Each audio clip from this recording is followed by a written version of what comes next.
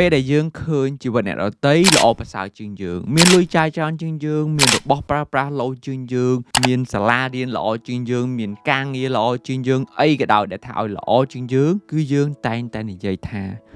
ជីវិតរបស់គេ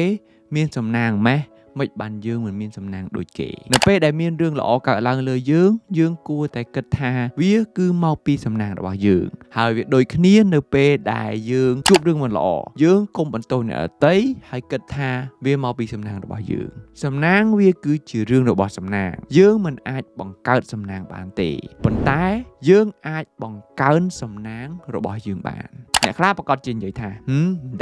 មិនដែលណាមកបង្កើនសំណាងខ្លួនឯងមិនទេបាទយើងអាចបង្កើនសំណាងរបស់យើងបានឧទាហរណ៍ពេលដែលយើងកំពុងប្រឡងហើយយើងធ្វើទៅវាប៉ះចំសំណួរដែលយើងបានមើលអញ្ចឹងយើងប្រកាសជានិយាយថាសំណាងមែនដែលបានមើលមេរៀនចំសំណួរដែលចេញពេលប្រឡងអញ្ចឹងសួរថាតើយើងអាចទៅប្រាប់គ្រូឲ្យចេញសំណួរដែលយើងមើលបានអត់យើងអាចប្រាប់គ្រូថាឲ្យចេញតែសំណួរដែលខ្ញុំមើលបានហើយកុំឲ្យចេញសំណួរណាដែលអត់មើលគឺអត់បានទេប៉ុន្តែយើងអាចបង្កើនសំណាងរបស់យើងបានគឺថាបើយើងមើលមេរៀននឹងកាន់តែច្រើនមើលសំណួរកាន់តែច្រើនសំណាងរបស់យើងវាមិនកើនឡើងដែរអញ្ចឹងសួរថាសំណាងនឹងមកពីណាគឺវាបានមកពីខ្លួនយើងនឹងឯងសំណាងវាគឺជារឿងរបស់សំណាងយើងមិនអាចបង្កើតសំណាងបានទេយើងមិនអាចឲ្យសំណាងមកនៅខាងយើងបានទេប៉ុន្តែយើងអាចបង្កើនសំណាងឲ្យខ្លួនឯងបានដោយការខិតខំប្រឹងប្រែងឲ្យខ្លាំងជាងមុនខំមើលមេរៀនឲ្យច្រើនជាងមុនខំធ្វើការឲ្យល្អ